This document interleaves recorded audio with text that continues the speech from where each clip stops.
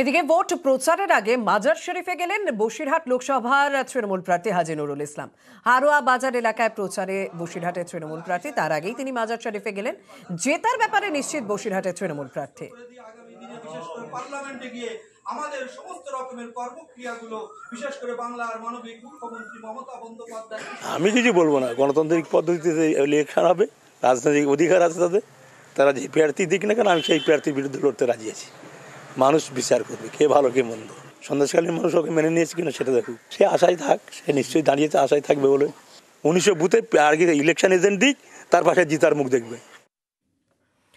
এবার দমদম প্রচারের ছবি তুলে ধরবো। তৃণমূল কংগ্রেসের প্রার্থী সেখানে সৌগত রায়, 3 বারের সাংসদ, তিনি আজ মতিঝিলে প্রচার সারলেন, দেওয়াল লিখলেন, প্রচার করলেন তৃণমূল প্রার্থী সৌগত রায়।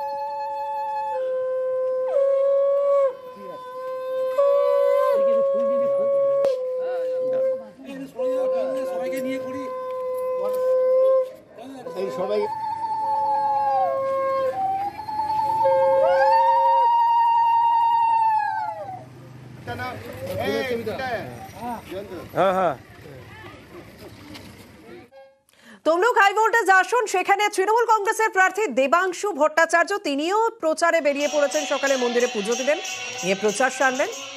তমলুকে তৃণমূল প্রার্থী দেবাংশু নাম ঘোষণার পর থেকেই বারে বারে প্রচারে বেরোচ্ছেন, প্রায় প্রত্যেক দিনই প্রচার সারছেন তিনি।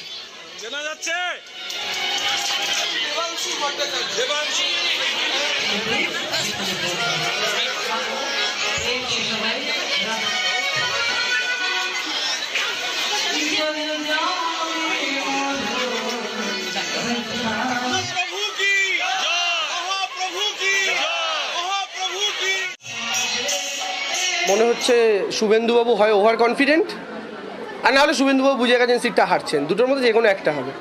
তো কি উনি নেমেছেন কি নামেননি আমাদের কাছে সেটা কোনো ফ্যাক্টর নয়। ফাঁকা মাঠে আপনি একা পায়ে বল নিয়ে ছুটছেন তো ভালো লাগে না, প্রতিপক্ষ থাকলে তবে তো ভালো হবে। আমার বল সে কাটবে, তার বল আমি কাটবো, তো প্রতিপক্ষ নেমেছে, এবার খেলার মতো খেলাটা হবে। নন্দীগ্রামে এবার লিড হবে তৃণমূলের, এবং নন্দীগ্রামে এবার লিড দিয়ে প্রমাণ করবে যে 2021-এ মমতা ব্যানার্জি নন্দীগ্রাম থেকে জিতেছিলেন, এটা নন্দীগ্রাম প্রমাণ করে দেবে।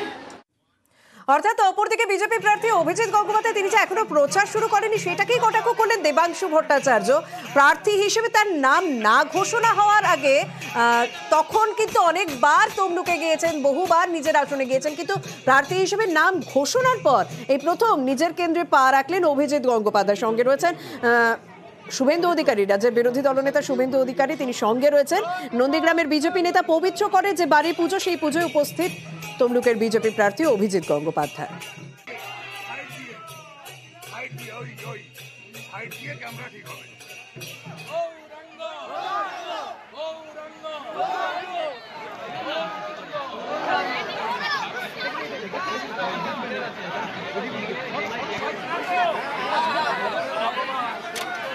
তমলুকের একটা দীর্ঘ ইতিহাস আছে, যে কোনো লড়াইয়ে তমলুক কখনোই দুর্নীতির পাশে দাঁড়াবে না, চাকরি চোরদের পাশে দাঁড়াবে না, মহিলাদের উপর যারা অত্যাচার করেছে তাদের উপর দাঁড়াবে না। তমলুকের মানুষজন কি, তারা সবাই শিক্ষিত, সবাই বোঝেন ব্যাপারটা কি, তারা কিছুতেই এই দুর্নীতিকে সমর্থন করবেন না এবং তাদেরকে তাড়িয়ে দেবেন এখান থেকে। নাম ঘোষণার আগে এসেছিলাম সকলের সঙ্গে পরিচয় করার জন্যে, নাম ঘোষণার পরে এসেছি, এখন দায়িত্বটা খানিকটা বেড়েছে, প্রতিটা গ্রামে পৌঁছানোর আমি চেষ্টা করব। নন্দীগ্রাম থেকে কত ভোটে? নন্দীগ্রাম তারা ইতিহাস তৈরি করে দিয়েছে, একটু অপেক্ষা করুন না, দেখুন না নন্দীগ্রাম কি করে। দীপশিতা, শ্রীরামপুর লোকসভা কেন্দ্রে বামেদের প্রার্থী দীপশিতা ধর হুটখোলা গাড়িতে আজ সকাল থেকে প্রচার করলেন। আজ চণ্ডীতলার জনাইতে নির্বাচনী প্রচার সারলেন সিপিআইএম প্রার্থী, এবং গ্রামের বেশ কয়েকটি এলাকায় তিনি হেঁটেও প্রচার করলেন।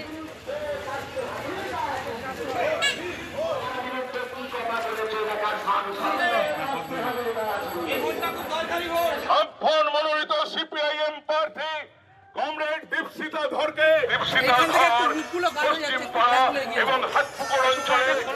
अब की बार मोदी सरकार জেএনইউতেও নাকি এবারে বিজেপির সরকার আসবে, জেএনইউতেও নাকি লাল ঝান্ডা বামপন্থীরা তারা ঘিরে যাবে। আর নির্বাচনের ফল যেদিন বেরোলো তখন 4টি আসনে বামপন্থীরা জিতলো, বিজেপি গো হারা হারলো, বিজেপি শূন্য হয়ে গেল। আমরা বিশ্বাস করি ওই লাল ঝড় পশ্চিমবঙ্গের বুকে, ভারতের বুকেও আসবে, কারণ সাধারণ মানুষ জানেন তার বন্ধুকে।